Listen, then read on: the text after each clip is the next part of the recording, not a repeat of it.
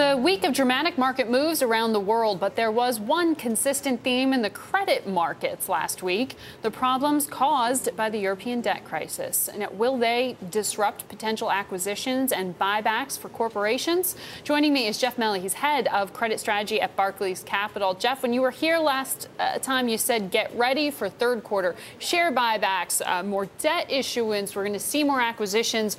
Are you rethinking that given the disruptions that we've seen in the markets?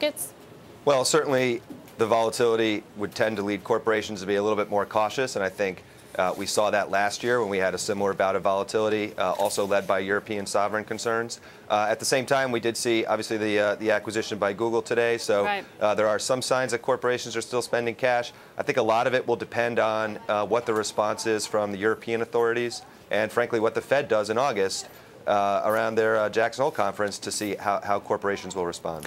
So acquisitions that were already in the works you don't think will be disrupted, but perhaps a pause for those being discussed at this point? That's right. Okay. Now, you said Europe's going to obviously be a big factor here. We've got that key conversation between the French president, German chancellor tomorrow. What does a strong European response look like? What do we need to see? I think there are a number of different policy responses that we can think of that would lead markets to believe that the authorities are very serious about solving this. You can think of things like an expanded EFSF, which would be large enough to ring fence some of the problems. Financial Stability Fund.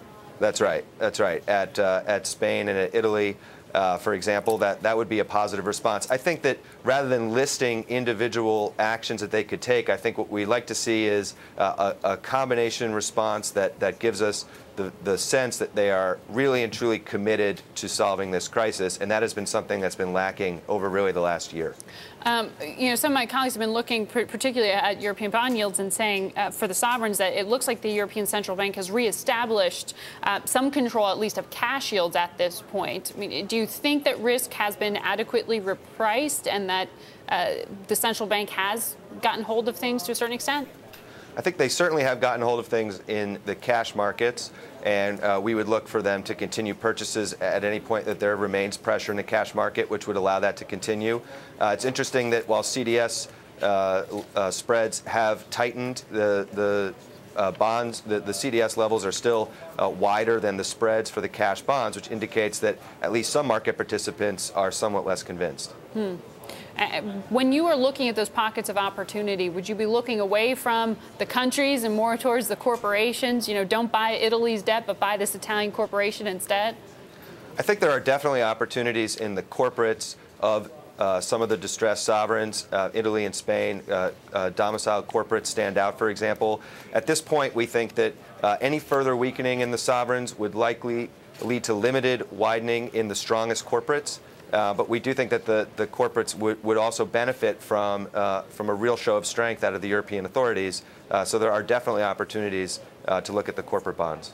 In this country, you are starting to see the promise of opportunity, you say, among home builders. Are we at the point where you want to go ahead and buy? Are we seeing enough market stability?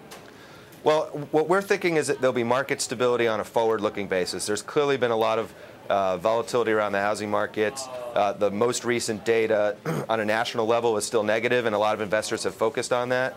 However, we do think that the housing story is slowly but surely becoming more of a regional one. So there are still areas of the country that we believe will remain under pressure for the foreseeable future.